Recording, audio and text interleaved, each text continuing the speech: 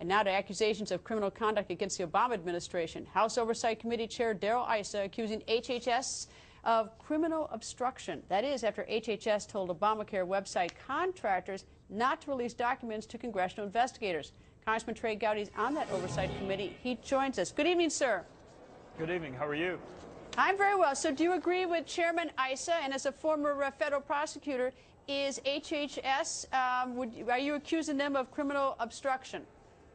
Well, they're perilously close. As you know, Greta, I'm going to need all the facts. Chairman Issa may have access to some that I don't have. I do know this: Congress is not a third party. So I don't care what the contract says. Certain contracts are void for public policy. You can't tell someone you're in a contract with not to call the police if there's a criminal act. You can't tell a third party who's been subpoenaed by a co-equal branch of government not to comply with that subpoena. And if there is evidence that Secretary Sebelius is instructing people not to cooperate with a committee of jurisdiction in Congress, then she's going to be in even more trouble than she's currently in, and that's a lot. All right. Have you actually sent this subpoena to the contractors for information? Are they under subpoena to provide that information? Yes, and there have also been subpoenas to the Department of Health and Human Services. And what's going to be very interesting is if the production is different. If we get less documents from HHS than we get from the contractor, that's also going to make our interest peak. Are you going to do anything about it, though? I mean, there's a lot of sort of, saber rattling historically on Capitol Hill when subpoenas are ignored. And I mean, is there any sort of, are you going to enforce any of this stuff and really demand that if there's criminal obstruction, are you going to demand that there be an investigation and possibly a criminal investigation? Well, Greta, as you know, Congress has tried that in the past with Eric Holder. We even held him in contempt. We referred the criminal prosecution to the D.C. U.S. Attorney, and it went absolutely nowhere, and now it's in the courts.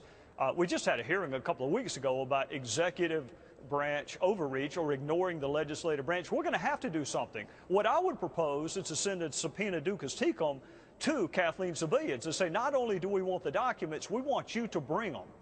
She can't ignore that, and if she doesn't bring the documents, then we can either deal with civil contempt or criminal contempt. You and I both know the U.S. Attorney is not going to prosecute Kathleen Sebelius, but that does not mean Congress cannot. At some point, we're going to need to reclaim our authority to provide oversight, and it doesn't depend upon a contract that she negotiated with a contractor. It is constitutional. All right, let me go to one other subject. The question of apparently one of the deadlines has now been extended. It was that you had to enroll in your health care insurance and pay by December 23rd. Now you have to enroll in and sign up by December 23rd, but I understand that the deadline now is the end of the month, a little leeway. Your thoughts about that? I am all for providing taxpayers a legitimate remedy, particularly given the fact that Kathleen Sebelius so botched the rollout of the website. I have no interest in punishing my fellow citizens. I would like there to be more accountability of this administration. But if people need more time, I could have sworn she said there weren't going to be any more delays, but that was yesterday. Apparently there are not going to be more delays after this delay. I don't want to punish my fellow citizens. I just want a website that works, and I want an administration that tells the truth. And we got a broken website, we got broken